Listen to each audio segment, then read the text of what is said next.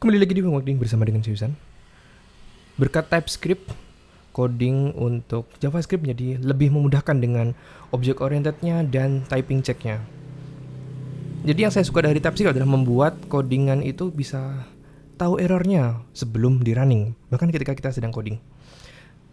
Tapi ketika ingin melakukan refactor dari JavaScript ke TypeScript tentu ada banyak yang harus dilakukan. Untuk itu Facebook mengeluarkan yang namanya Flow. Jadi dengan coding JavaScript kita bisa menerapkan fitur-fitur yang tersedia di TypeScript. Untuk gampangnya, langsung saja mari kita mulai. Untuk sampel di Getting Started Flow ini, kami menggunakan CRA alias Create React App untuk foundationnya. Yang terinstall di sini masih defaultnya yang belum diutak-atik. Dan selanjutnya bisa kita baca di dokumentasi resmi dari Flow. Bisa kalian baca di flow.org. Semua ada di sini. Klik Getting Started untuk mengetahui apa saja yang harus disiapkan untuk implementasi Flow ini. Untuk repo dari sample project ini bisa kalian cek di GitHub repo YMG Teams. Link tersedia di deskripsi. Sebenarnya di sini ada Getting Startnya. Coba kita langsung bagian installation. Di sini kita pertama menginstal compilernya.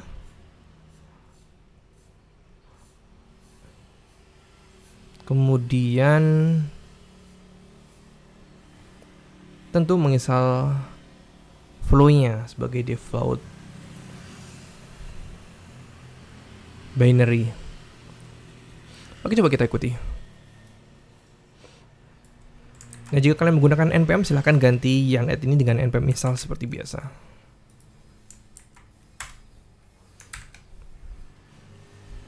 Sambil tunggu proses install, di sini kita minta membuat .babelrc. Biasanya kalau create React App tuh ya nggak ada, kita harus buat baru dan paste line ini. .babelrc itu silakan diletakkan satu level dengan root project ya, satu level dengan package.json.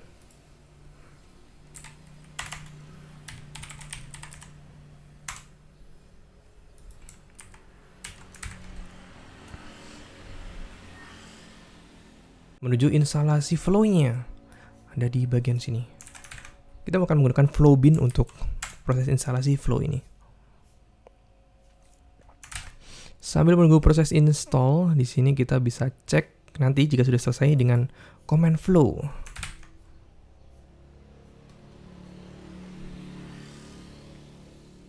Setelah proses instalasi flow selesai, di sini kita bisa menambahkan script baru ya di package.json untuk eksekusi flow-nya. Ini bebas bisa diberi nama script apapun, tapi di sini agar gampang kita kasih nama flow saja biar sama dengan apa yang dieksekusi. Nah, sampai sini flow belum bisa digunakan, kita memerlukan inisialisasi flow, bisa dibaca di bagian sini. Di bagian usage flow, di sini kita diminta flow init. Karena kita menjalankan dari package.json, memerlukan npm run flow dan spasi init. Kita tunggu sejenak, ini seharusnya menghasilkan file baru .flowconfig di projectnya. ls main a flowconfig ya, ada baru.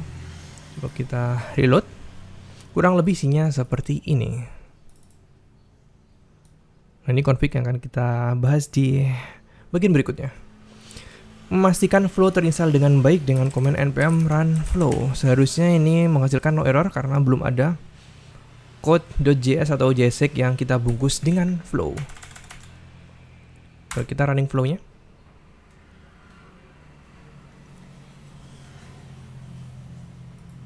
Yep, no error dan tidak ada masalah di running flow-nya. Kita lanjutkan ke proses berikutnya. Untuk tahap ini adalah untuk usage dari flow-nya, bagaimana kita implementasi flow ke dalam project yang .js atau .jsx. Nah, di sini untuk sampel case-nya saya ingin buat sebuah function ya di directory sendiri, mungkin kayak kasih nama modul saja. Dalamnya ada index.js. Nah, file index.js inilah yang ingin saya terapkan flow di dalamnya. Saya akan buat function sepertinya welcome message saja. sebuah function dengan argumen sepertinya name dan age. Untuk name ini harusnya dia string tipe datanya ya, dan age ini seperti angka saja biar ada customisasi. Dan dia nanti akan return sebuah string dengan format seperti ini aja. Hello untuk variabelnya.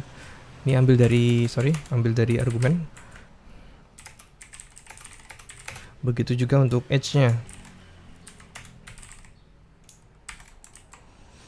Nah, sebelum main ke flow-nya, ini coba kita implementasi, coba di render di halaman app.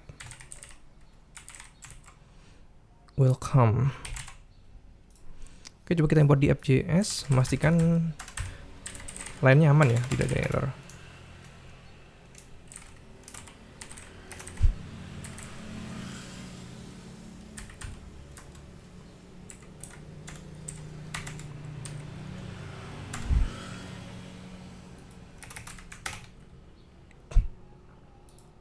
Welcome message.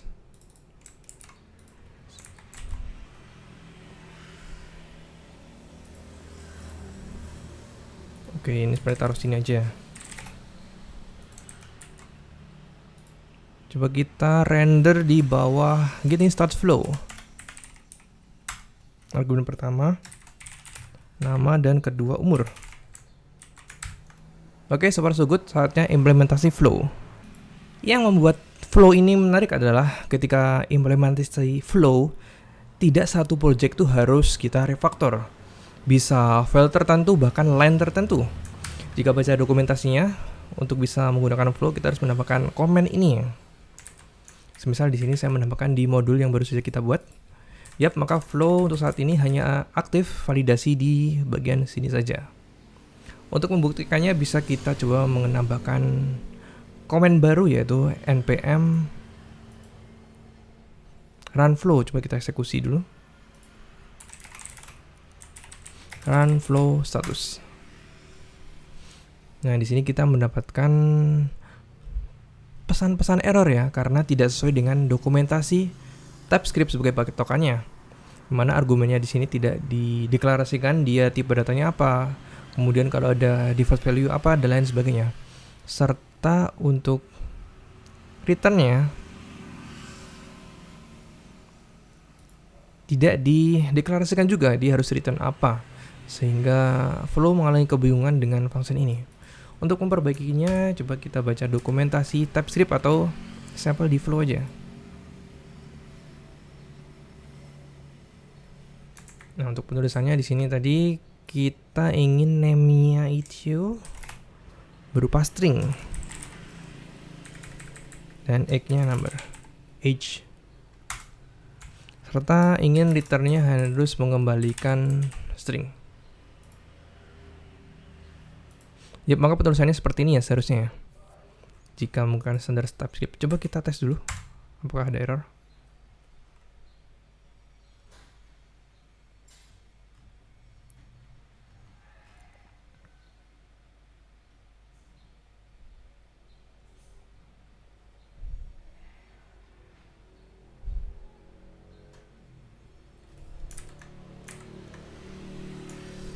Sebenarnya saya ada salah penulisan. Ini harusnya S kecil, N kecil, dan S kecil. Coba tes dulu, tapi ada something berwarna merah ya. Coba kita tes saja. Oh yep, seperti ekspektasi. Argumen name harus string, age, number, dan returnnya harus string. Nah, jika code editor atau IDE kalian menampilkan merah-merah seperti ini, kemungkinan ini belum menginstal plugin atau extension untuk bisa support flow. Yap, sesimpel ini untuk menggunakan flow ya. Untuk satu modul bisa kalian terapkan di semua file yang ada di dalam project kalian. Dan render pun bisa berjalan dengan baik. Salah satu hal yang membuat saya menyukai flow dan TypeScript adalah untuk mencegah error di masa depan. Semisal di sini dari bundling yang kita buatkan, kita menentukan argumennya tipe datanya apa saja dan returnnya harus apa. Nah, jika ini diubah atau ada yang merubah returnnya menjadi tipe data lain, misal age ya, di sini kan age-nya number, seharusnya flow-nya menghasilkan error. Nah, coba kita cek di npm run flow. Di sini kita dapatkan satu error dengan pesan age because number is incompatible dengan string yang sudah dideklarasikan di awal. Nah, dengan ini bisa mencegah kemungkinan banyak error di masa depan. Tapi jika coba kita kembalikan dulu ke posisi awal. Jika di sini kita ubah string, padahal aslinya menerima number saja, ini tidak error ya. Seperti pada tampilan ini, no errors. Padahal seharusnya error ya, karena di sini string, di sini string, dan di sini number. Ini dikarenakan yang menggunakan modul tersebut tidak dibungkus dengan flow, sehingga flow akan skip pada bagian file ini dan hanya mengecek di file-file yang menggunakan flagging flow seperti ini. Nah, untuk bisa menerapkannya cukup di kopas di bagian app.js. Dan coba kita running ulang. Dan di sini nampak ada 3 errors. Pertama, ini yang sudah kita ekspektasikan. Harusnya 12-nya itu number ya. Sebelum cek error lainnya, coba kita ubah dulu ke number. Memastikan errornya menjadi 2. 3 min 1. Sip.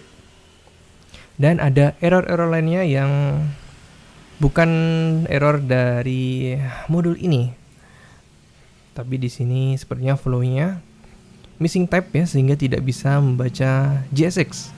Coba kita utak-atik bagian sini. Oke, berarti di sini cuma menyisakan 2 error saja. Coba kita baca apa aja yang harus dilakukan. Error pertama adalah cannot resolve name React. Oke, ini solusi untuk error ini. Kita cukup import saja React di file-file yang dia returnnya React komponen. Jadi kita run satu persatu ya untuk mengurangi mengecek apakah errornya berkurang 1. Coba kita run. Di sini sisa 1 dan error berikutnya adalah missing type. Nah, ini missing type tuh kayaknya di bagian function app-nya ini ya. Sebenarnya bisa di-solve dengan any. Ini bukan solving ya, karena jika menggunakan any itu sama saja dengan tidak menggunakan TypeScript atau flow. Oke, no error kan? Jika kita cek, dia sebenarnya returnnya function. Coba kita cek. Oke, no error. Nah, disinilah kita bisa testing jika ini string. Seharusnya error juga ya, karena wajib number untuk welcome message-nya. Oke, sip. Berarti flow telah terintegrasi dengan baik antar file. Di sini bisa kita kembangkan sesuai dengan use case yang tersedia. Lebih bagus lagi jika semua yang ada di sini terbungkus dengan flow sebelum kalian menggunakan TypeScript. Terima kasih atas perhatiannya, sampai jumpa di video coding berikutnya.